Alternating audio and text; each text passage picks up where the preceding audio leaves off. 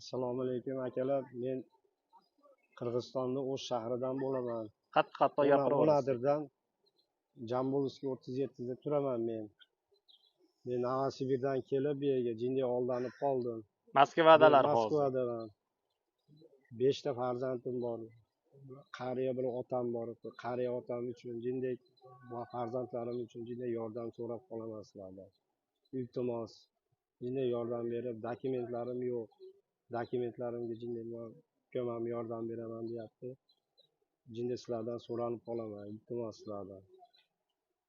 Rahmat katta sizlarga. Novosibirda nima ish qilardingiz aka? Povoridim men, povoridim. Novosibirda povor bo'lib ishlaganlar. Ishlaganman. Moskvaga ham kelib, рабочий domlarda ham ishladilar. Moskvaga kelib birinchi oz gapirgan xijolat bo'lyaptilar. Ko'pchilik endi xijolat bo'lsa, o'rniga o'zim gapiraman, chunki bu aka bilan ancha bir kechadan beri suhbatlashamiz. Bu aka ham endi menga ham yordam bering dedilar. Bu akaning oilalari bilan telefon qilib gaplashdik. 100% aniq tekshirib turib, undan keyin men video qilib chiqaryapman bu aka haqida. Hozir biz turgan joyimizda ko'rsalaring bo'ladi. Ko'pchilik mana ko'chada qolgan insonlar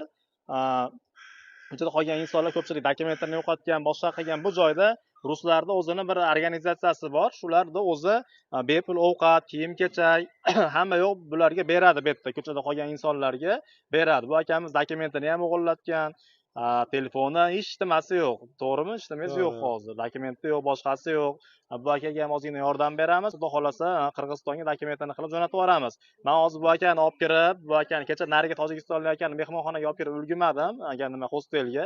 Bu akani hostelga olib kirib, hozir joylashtirib qo'yaman men. Bu akani birinchi bo'lib dokumentini qilamiz, hujjatini, undan keyin aeroportga kiyimlarini o'g'nab, chiroyli qilib chiqarib yuboramiz akalar. Hammaga rahmat, kanalni kuzatib boramiz.